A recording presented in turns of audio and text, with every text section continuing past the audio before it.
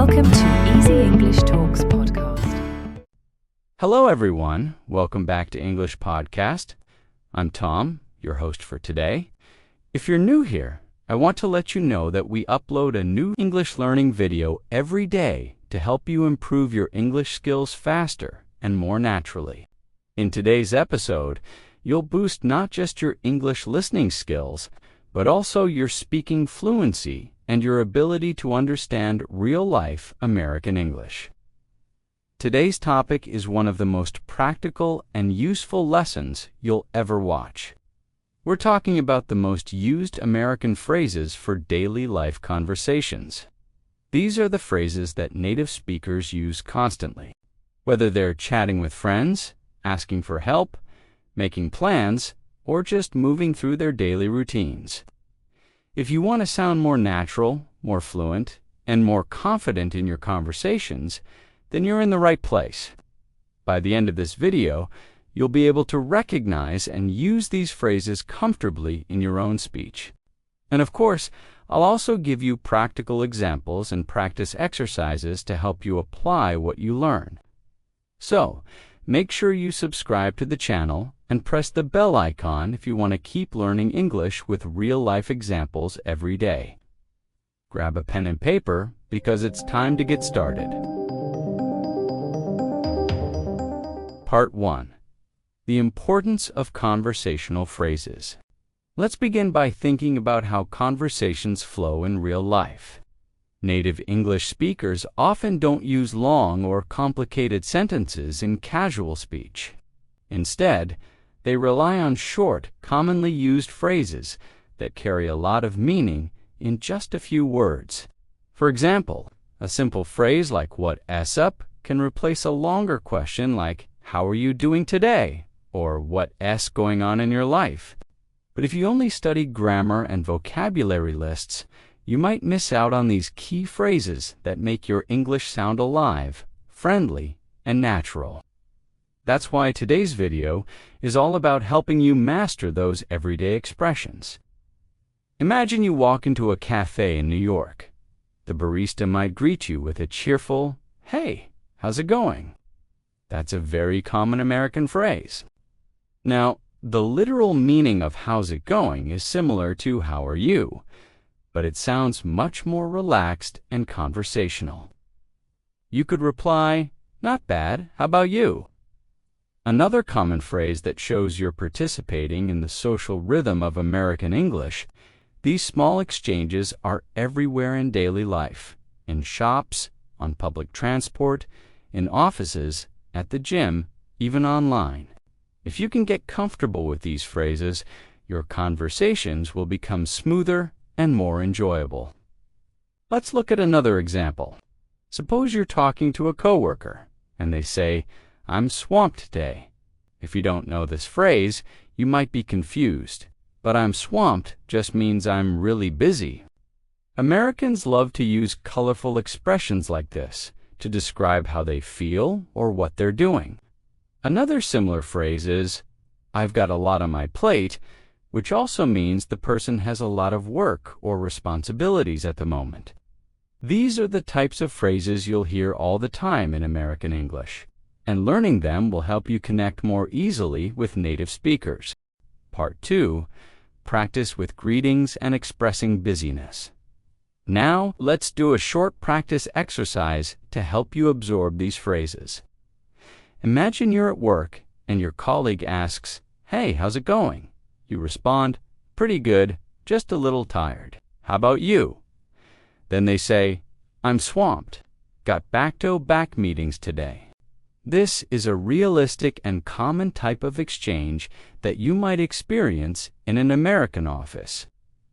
Try repeating the whole dialogue out loud, or better yet, write your own version of the conversation using similar phrases.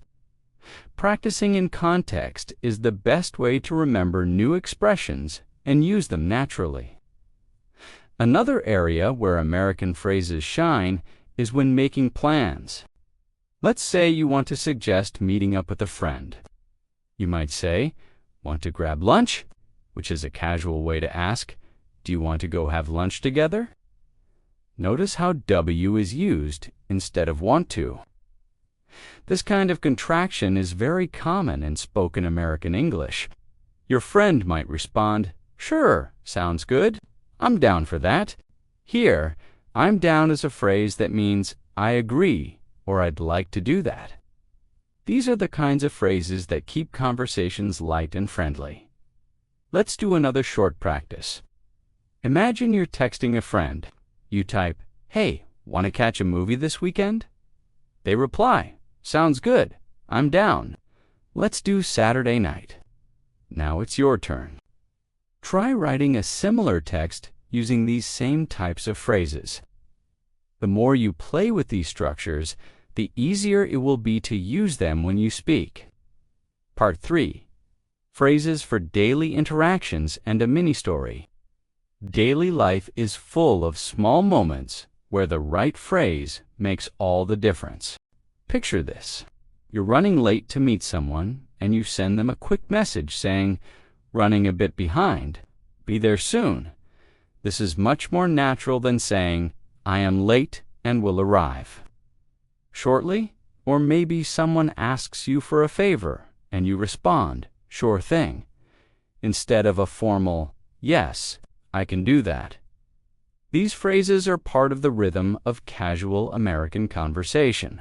They don't just communicate meaning, they communicate tone, mood, and friendliness.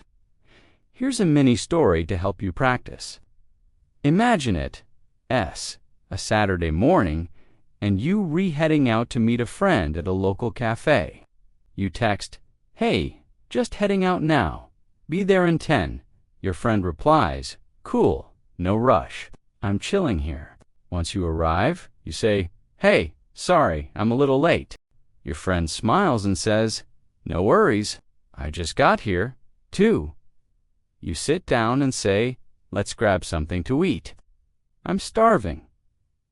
This mini story uses several common phrases. No rush, chilling, no worries, grab something to eat, and I'm starving. All of these are natural and widely used in American English. Now, try to rewrite the mini story in your own words, but keep the structure similar. Replace the setting if you like. Maybe you're meeting at a park or a bookstore instead of a cafe. The goal is to practice using real phrases in real situations. Part 4. More essential phrases: understanding, agreeing, and empathy. Let's continue exploring more commonly used American phrases that you can hear every day in casual conversations. One phrase you'll definitely come across is "hang on a sec." This simply means, "Wait a moment." It's often used when someone needs a brief pause to do something before continuing a conversation. For example, if you're on a phone call and someone knocks on your door, you might say, "Hang on a sec. Someone's at the door." This phrase is informal, friendly, and perfect for both in-person and phone conversations. A similar phrase is "give me a minute," which can also mean you need a little time. Here's a short practice exercise. Imagine you're at your desk working, and your friend calls you. You say, "Hey, hang on a sec. I just need to close my door." After a moment, you continue the conversation. Now, try using it in your own situation. Maybe you're cooking, and you say, "Hang on. I need to stir the pot." Practicing phrases like this in real situations will make your spoken English more natural and fluent. Now, let's move to another very popular American phrase, "no big deal." This is used to say something is not a problem or not important. For instance, if you accidentally bump into someone and say sorry, they might reply, "No big deal." It's a polite and easygoing way of saying it's okay. Another similar phrase is "no worries," which is also very common and can be used in the same way. Both of these phrases create a relaxed tone and help keep conversations smooth and friendly. Let's try using both in a short story. Imagine your friend forgot to bring your book back. They apologize and say, "I'm so sorry I forgot your book." You smile and respond, No big deal. Just ring it next time. Then they add, thanks, I'll remember. No worries. The situation or acting it out loud. Another powerful phrase in American English is you bet. It means definitely or of course. It's a short, enthusiastic way of agreeing with someone or confirming that you'll do something. For example, if someone says, thanks for helping me, you might reply, you bet. It shows friendliness and a willingness to help. You might also hear this in restaurants. A waiter might say, would you like some more coffee? And the customer replies, you bet. It adds energy to the conversation.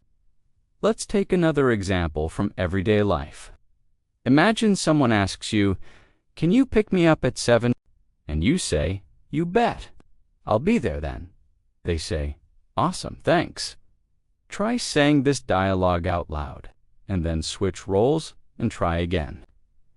Getting comfortable with these expressions will make you sound like a confident English speaker. Sometimes, in conversations, we need to express agreement quickly. A common phrase for this is, I hear you. This doesn't mean you're just hearing the sound. It means you understand what the person is saying and you relate to it emotionally. For example, if someone says, work has been really stressful lately, you can respond, yeah, I hear you. It's been the same for me. It shows empathy and connection, which are very important in real conversations. Let's use this in a story. Picture yourself talking with a classmate. They say, I've got 3 tests this week. I'm exhausted. You nod and say, I hear you. I've been up late studying too. Then they respond, glad I'm not the only one. You've just had a meaningful and natural exchange using real American English. Try to think of a situation where you can use I hear you and say it out loud. Even better, write a small dialogue using it. Part 5. Phrases for decisions, refusals, and uncertainty. Another phrase you'll often hear is, it's up to you. This means the decision depends on the other person. It's often used when making choices together. For example, 2 friends are deciding where to eat. One says, should we get burgers or pizza? And the other says, it's up to you. It means they're fine with either option and want the other person to decide. This phrase is short, polite, and helps move the conversation forward without any pressure. Try this practice. You and a friend are planning a movie night. You say, do you want to watch a comedy or an action film? Your friend replies, it's up to you. I'm good with anything. Then you decide, okay, let's go with the comedy. Using phrases like this shows flexibility and consideration in your conversations. Practice saying it in different tones, casual, cheerful, or even serious, depending on the context. Here's another common and very American phrase. I'm good. It can be used in many different ways. Sometimes it means I'm okay or I don't need anything. For example, if someone offers you more coffee, you might say, no thanks, I'm good. Or if someone asks, how are you? You can simply reply, I'm good. It's a quick, relaxed response that fits many situations. American speakers love simplicity, and this phrase is a perfect example. Let's take a short practice story. You're visiting a friend's house. They say, want something to drink? You reply, I'm good, thanks. Later they ask, how have you been? And you say, I'm good. Just been busy with work. Try to recreate the story out loud or in writing using your own details. You could change the location or the relationship. Maybe it's a neighbor or a cousin. The key is to use I'm good naturally. Let's also talk about for sure. This is a positive response. That means you absolutely agree. For example, someone might say that restaurant has the best tacos, and you reply for sure. I love their food. It can also mean yes, absolutely, when making plans. Are you coming to the party tonight? For sure. It's upbeat and friendly, often used among friends and coworkers. Here's a quick scenario to practice.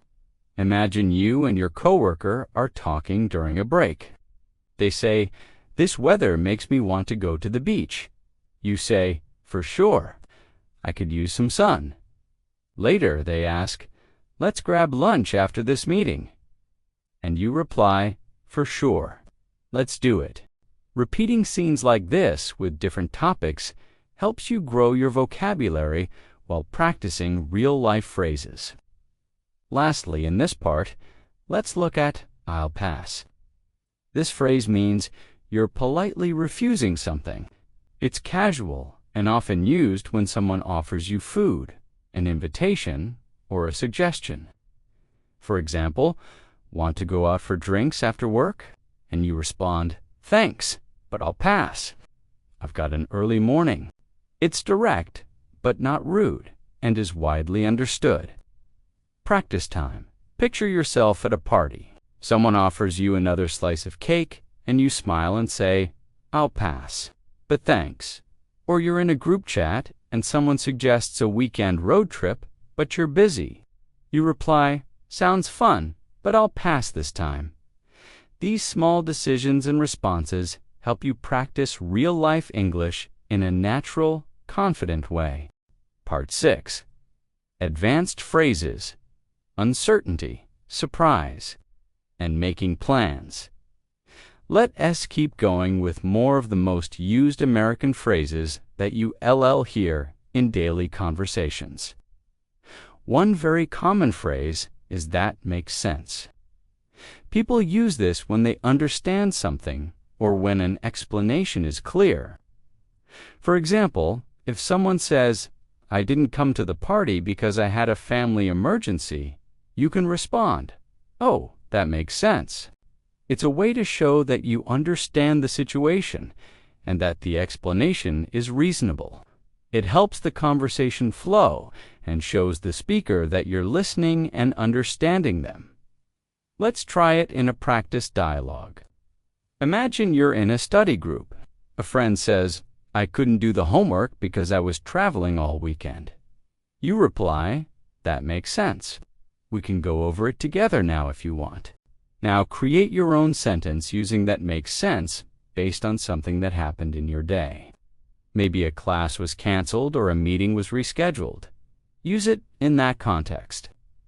Practicing with real examples from your life helps you internalize the phrase. Another phrase that's used a lot is "I'm in." It's used to show that you want to participate or agree with a plan. For instance, if your friend says, "Let's go hiking this weekend," and you reply, "I'm in," it means you agree and want to join. It's short, friendly, and shows enthusiasm. You might also hear "count me in," which means the same thing. These phrases are often used in group settings, whether it's about making plans or working on a team project. Let's put this into practice. Imagine your coworker says, "We're starting a book club at work." You respond, "Oh, that sounds cool. I'm in." Or your classmate says, "We're doing a group project together, right?" And you reply, "Use a real event from your life if possible, like an invitation or a group activity." This kind of practice will make your spoken English more fluent and fun. Let's move to another phrase. "I'm just messing with you." This means you're joking or not being serious. Americans often say this after teasing someone in a light-hearted way. For example, if someone says something silly, you might respond, "You really think that?" "Just kidding. I'm just messing with you." It's important to use this phrase with a smile and in situations where everyone is comfortable because humor can be tricky in different cultures. Still, this phrase is extremely common in casual American English. Here's a short scene. Your friend shows you a funny shirt and says, "I'm going to wear this to the wedding." You look shocked and say, "Seriously?" Then they laugh and say, "Nah, I'm just messing with you." Try writing or saying a similar conversation aloud using this phrase. Think of a time you or someone else joked around and then used just messing with you to clarify. Practicing in light, humorous situations will make you more relaxed when speaking English. Next, let's talk about the phrase, "I'm not sure." This phrase is used to show uncertainty. It's polite and honest, and you'll hear it all the time in American speech. If someone asks you a question and you don't know the answer, saying, "I'm not sure," is a natural way to respond. For example, do you know when the meeting starts? And you reply, "I'm not sure. I think it's at 3, but I'll check." Let's do a practice scenario. You're talking with a friend who asks, "Is the library open late tonight?" And you respond, "I'm not sure. Want me to look it up?" Then they say, "Yeah, that would be great." Try acting this out loud, or think of a time when you did know something and responded naturally. With "I'm not sure," you can even combine it with other polite phrases like, "Let me check," or "I'll find out." Now let's move to another extremely common phrase. It depends. This phrase is often used when there's no fixed answer to a question. For example, if someone asks, "Do you like working from home?" You might say, "It depends. I like the flexibility, but I miss seeing my coworkers." This shows that your answer changes based on different factors. It's a very useful phrase in real conversations because not everything in life has a simple yes or no answer. Let's practice with this in a short dialogue. A friend asks, "Do you want to go out tonight?" You say, "It depends what time and who else is coming." Then your friend says, "Just us, around 8. You nod and reply, "Okay, I'm probably in." Try using "it depends" in your own example. Maybe someone asks if you like a certain food or movie. How would you respond with that phrase? Here's another helpful expression. Not really. It means no, but in a softer, more polite way. For example, if someone asks, "Do you like spicy food?" and you don't, you can say, "Not really." It sounds less harsh than just saying no. You can use this phrase to gently disagree or express a mild opinion. Try it in a small scene. You're chatting with a classmate. They ask, "Do you go to the gym a lot?" And you reply, "Not really. I prefer walking outside." Or maybe a coworker says, "Did you like that movie?" And you say, "Not really. It was a bit slow for me." Practice using this phrase to express your opinions in a friendly, calm way. Let's look at one more popular American phrase. No way. This is often used to show surprise or disbelief. For example, if someone tells you, "I just met a celebrity at the airport," you might respond, "No way." It can be used for both good and bad surprises. Just be sure to use the right tone. High and excited for surprise, or low and doubtful if you don't believe the person. Let's try a fun practice story. Your friend says, "Guess what? I want a free trip to California." You respond, "No way. That's amazing." Then they say, "Yeah, I still can't believe it." Try making up your own situation where someone tells you surprising news and you reply with "No way." Repeating it in different tones will help you sound more natural and expressive. To wrap up this section, let's quickly review and practice a few of the phrases we covered. Imagine this scene. You and your coworkers are planning an office lunch. Someone asks, "Mexican or Italian?" You say, "It depends. What's everyone in the mood for?" Another coworker says, "I'm in for Mexican." Someone offers you hot sauce, and you reply, "Not really. I don't do spicy." Then a friend says they can't join because of another meeting. You reply, "That makes sense." We'll catch you next time. This short story included several key phrases we've practiced, all flowing together naturally. Try writing your own story using "that makes sense." I'm in, "not really." It depends, and "no way." Pick a real or imagined situation from your life and try to include as many phrases as you can. This will help reinforce your understanding and build fluency.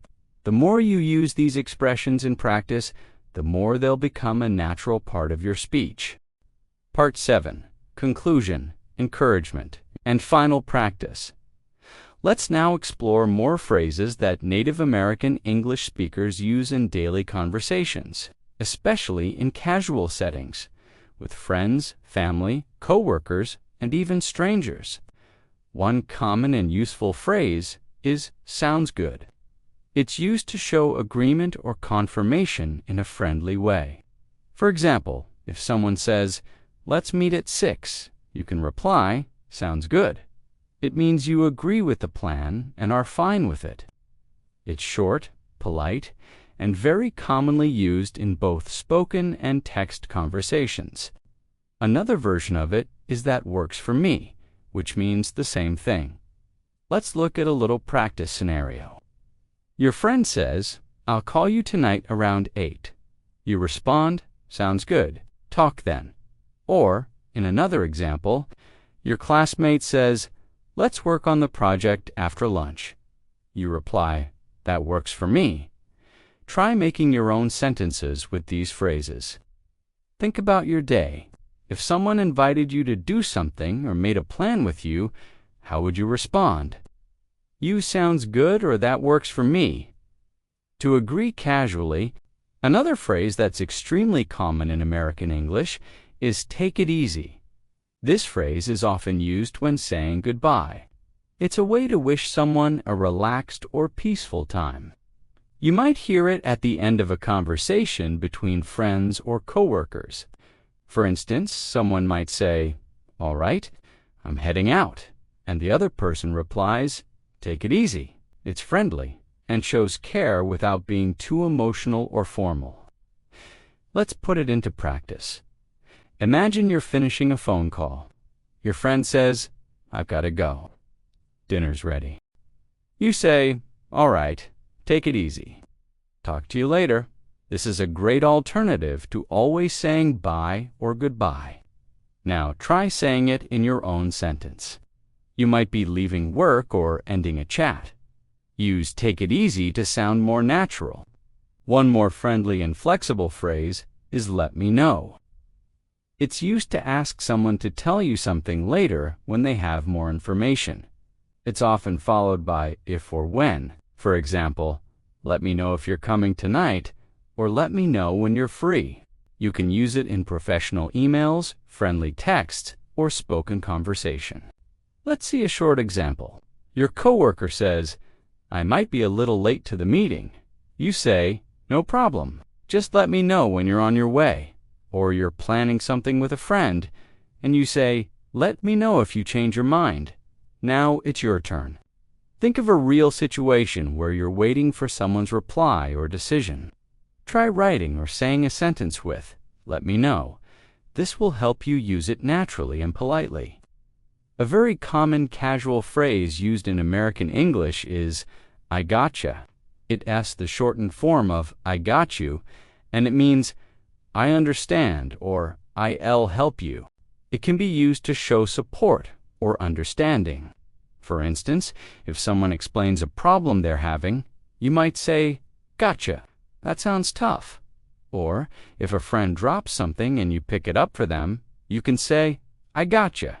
It shows friendliness and connection in a quick, informal way. Let's try it in a mini scene. Your friend says, "I'll be a little late because of traffic." You reply, "Gotcha. See you when you get here." Or your coworker says, "Can you cover for me during lunch?" And you respond, "Sure, I gotcha." Try to use this phrase in a real-life example from your day. Maybe someone shared something with you, or you helped someone. Use "gotcha" in your response. Another useful American phrase is, "I'm on it." This means you are already handling something or about to start doing it. It's often used at work or during group tasks. For example, someone says, "Can someone send the email to the client?" And you respond, "I'm on it." It's a confident way of saying you're taking care of it. Practice time. You're in a group chat and someone says, "We need to reserve the restaurant." You quickly reply, "I'm on it." Or your teacher says, "Don't forget to submit the assignment." And you say, "I'm on it. Almost done." Now, take a moment to think of something you recently took responsibility for. Maybe a chore, an assignment, or a favor. Use "I'm on it" in a sentence about that task. Let's now explore the phrase, "You know what I mean?" or the shorter version, "You know what I mean." This is often used to check if the listener understands or agrees. It's common in casual conversations and often follows an explanation or opinion. For example, "That movie was too long." You know what I mean? It helps make the conversation more interactive and friendly. Here's a short conversation for practice. Your friend says, "I didn't like that new restaurant. It was too noisy." "You know what I mean?" you reply. "Yeah, I totally get it. Not my style either." Now try using the phrase in your own sentence. Think of something you feel strongly about, maybe a TV show, a place, or a situation, and explain it using "you know what I mean." Another casual phrase that you'll hear all the time is, "It's all good." This phrase is used to say that everything is okay, even if something went wrong. It's a relaxed way of saying, "Don't worry about it."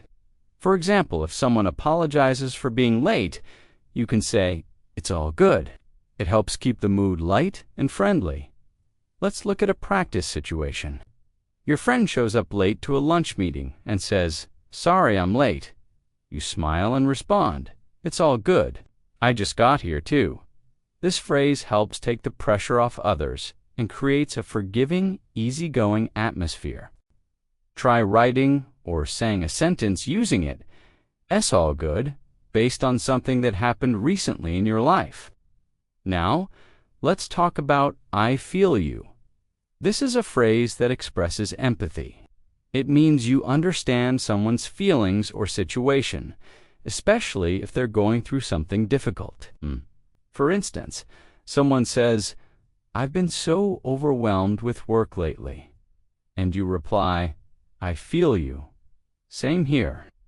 It's a very informal and friendly way to say you understand and relate. Here's a practice example. Your classmate says, "I'm so tired of exams." You reply, "I feel you. It's been a crazy week." This small expression can make people feel heard and understood. Think of someone in your life who recently told you about a tough day. Try responding with, "I feel you," and continue the conversation from there. To end this section, let's tie several phrases together in a short story for review. You're planning a weekend trip with friends. One of them says, "Let's leave early on Saturday, like 7 a.m. You reply, "Sounds good. That works for me." Another friend says, "Not sure if I'll make it that early." You respond, "Let me know what works best." Someone apologizes for possibly being late, and you say, "It's all good. We'll wait." During the trip, your friend vents, "This traffic is killing me," and you reply, "I feel you." Then someone asks, "Can you take care of the tickets?" You say, "I'm on it." These simple, common phrases fill real conversations and make your English sound fluid and confident. Let's keep going with more American phrases that are used all the time in everyday life. One of the most popular and relaxed phrases is "It is what it is." This phrase is often used to accept something that can't be changed. It means the situation may not be ideal, but you accept it anyway. For example, if someone says, "The flight got delayed again," you might respond with, "Well, it is what it is." It shows acceptance without too much emotion or complaint. It's a common way to stay calm when things don't go as planned. Let's do a short practice scene. Your coworker tells you, "The deadline just got moved up. We have less time now." You sigh and say, "Wow, it is what it is. Let's do our best." Or imagine your friend couldn't get tickets for a concert. They say, "I tried everything, but they're sold out. You say, "Oh man, well, it is what it is." Try to think of a recent situation where you couldn't control the outcome. Use this phrase to respond to it in a calm and accepting way. Another very American phrase is, "I'm down." This means I'm interested or I agree to do it. It's casual and very commonly used when making plans. For example, if someone says, "Do you want to go to the beach this weekend?" you could reply, "Yeah, I'm down." It shows enthusiasm and willingness. People often use this instead of just saying yes in informal settings. Let's try a practice example. A friend says, "Let's have a game night Friday." You reply, "Totally, I'm down." Or someone suggests, "We should try that new burger place." And you say, "I'm down for that." Now, create your own version of a plan or an invitation and answer with, "I'm down." Saying it aloud will help you remember it for real conversations. Next up is a phrase you've likely heard many times in American movies or TV shows. Long time no see. It's a friendly way to greet someone you haven't seen in a while. It's informal and warm, and it works in many situations. For example, if you run into an old classmate, you can smile and say, "Hey, long time no see." It immediately adds friendliness to the reunion. Let's use this in a scene. Imagine you meet a former coworker at the grocery store. You say, "Hey, long time no see. How have you been?" They reply, "I've been good. What about you?" Now, try creating your own greeting using this phrase. Think about someone you have talked to in a while and write a sentence starting with "long time no see." Another very common American phrase is, "I'll get back to you." This is used when you don't have an answer right away, but will respond later. It's helpful in both casual and professional settings. For example, if someone asks, "Are you free Saturday night?" and you're not sure, you can say, "Let me check and I'll get back to you." It shows that you're taking the question seriously and will respond soon. Let's use this in a practice situation. Your coworker asks, "Can you join the team meeting on Friday?" You reply, "I might have a conflict. Let me check and I'll get back to you." This phrase helps you buy time without saying no or yes right away. Think of a time when you needed to delay your answer. Use this phrase to respond and say it aloud. Now, let's talk about a phrase that sounds polite and is often used when asking for favors. Would you mind? It's a very soft and respectful way to make a request. For example, "Would you mind closing the window, or would you mind helping me carry this?" It's more polite than saying, "Can you?" or "Do this." Americans often use it to show kindness and avoid sounding too direct. Here's a short example. You're at a cafe and you say to the barista, "Would you mind heating this up a little more?" Or in the office, "Would you mind sending me that file when you're free?" Try saying a few requests using "Would you mind" to get comfortable with the polite tone. You can even practice by asking yourself in the mirror. Another useful phrase you'll hear everywhere is "by the way." This is used to add something extra to a conversation, often changing the topic slightly. For instance, "By the way, did you hear about the new policy?" Or, "By the way, I saw your post on Instagram. Nice photo." It's a smooth way to transition or bring something new into a discussion. Let's do a quick dialogue. Your friend is talking about their weekend and you say, "Sounds fun. By the way, are you still coming to dinner tomorrow?" Or someone says, "I watched that new movie." And you respond, "Oh, cool. By the way, I got free tickets if you want to go next week." Now, think of something new you could bring into a conversation with a friend and practice using "by the way."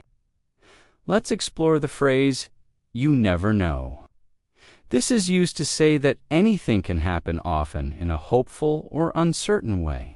For example, if someone says, I applied for that job, but I probably won't get it, you can reply, hey, you never know.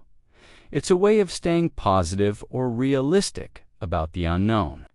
It's very common in American conversations, especially when giving encouragement. Here's a short practice scene. Your classmate says, I doubt I'll win the scholarship. You say, you never know. You've got a good shot. Or your friend says, I think it's going to rain today. And you respond, you never know. The weather changes all the time. Try using it in your own sentence, maybe about something you're waiting for or thinking about. Another phrase often used when giving advice or warnings is better safe than sorry. It means it's wiser to be careful than to take a risk and regret it later. For example, I brought an umbrella even though it looked sunny. Better safe than sorry. It's a common phrase used in both friendly and serious situations. Let's practice. Imagine your friend says, do you think I should lock the door even if we just going out for a short time? You reply, yeah, better safe than sorry. Or someone asks, should I back up my files before updating the software? You answer, definitely, better safe than sorry. Think of a situation where you did something cautious. Use this phrase in a sentence about it. Let's end this part with a story that uses several of today's phrases. Imagine you're at work and a coworker you haven't seen in a while walks in. You say, hey, long time no see. They smile and say, yeah, it's been a minute. You chat for a bit and they say, we should grab coffee later. You say, I'm down. Just let me check my calendar and I'll get back to you.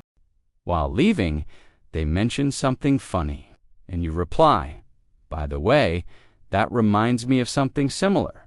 Later in the day, it starts raining unexpectedly. You say, good thing I brought my umbrella. Better safe than sorry. Your coworker says, wow, you were prepared.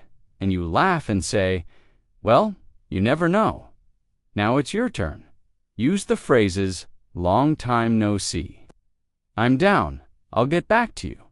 By the way, you never know. And better safe than sorry in your own story or situation.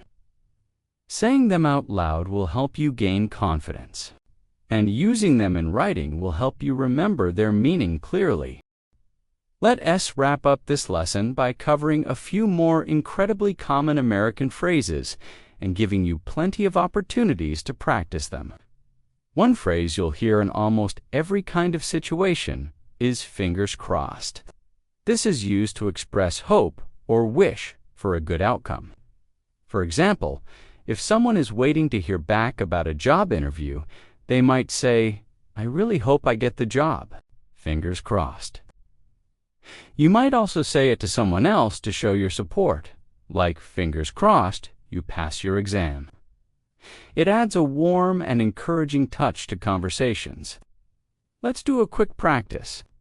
Your friend says, I submitted my application yesterday. You smile and say, awesome, fingers crossed for good news. Or you could say, I'm taking my driving test tomorrow. And your sibling responds, fingers crossed, you'll do great. Try using this phrase about something you're hoping for. It can be something big or small.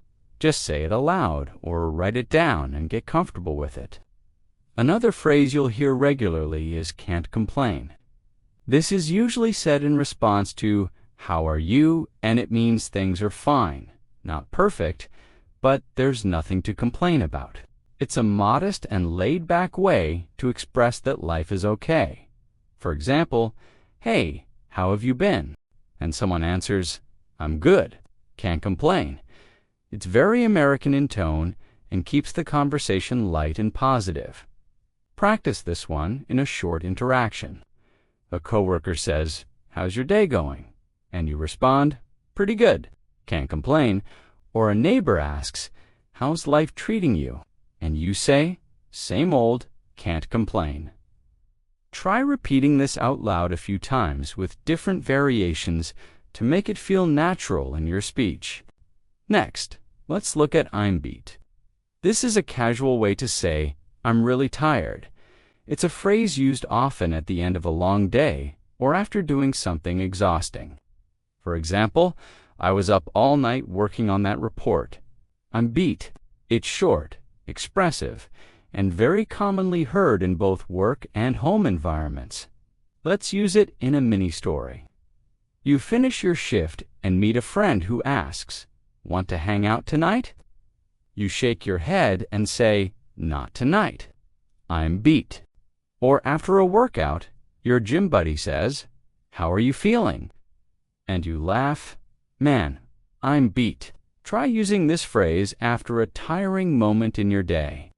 It's useful and sounds natural in everyday conversations.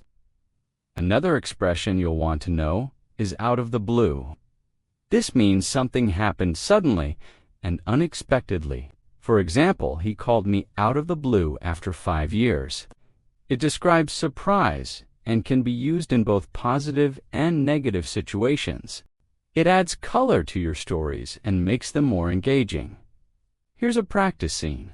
Your friend says, "How did you hear from Rachel?" And you reply, "She texted me out of the blue last night." Or your boss says, "Why were you late?" And you say, "My tire blew out. Just happened out of the blue." Think of something surprising that happened recently and describe it using this phrase.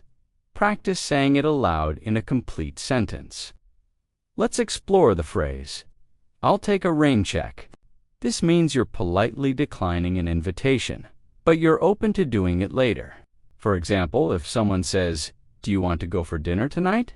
and you're busy, you might say, "Thanks, but I'll take a rain check." It shows respect and interest without committing right now. It's a classic American phrase used often among friends and colleagues. Practice with this example. Your friend says, "Let's go shopping after work." You respond, "I've got errands today. Can I take a rain check?" Or your cousin invites you to a party and you say, "Sounds fun, but I've got plans. Rain check." Use it now in a sentence where you politely say no, but leave the door open for another time. Here's another one. Hit me up.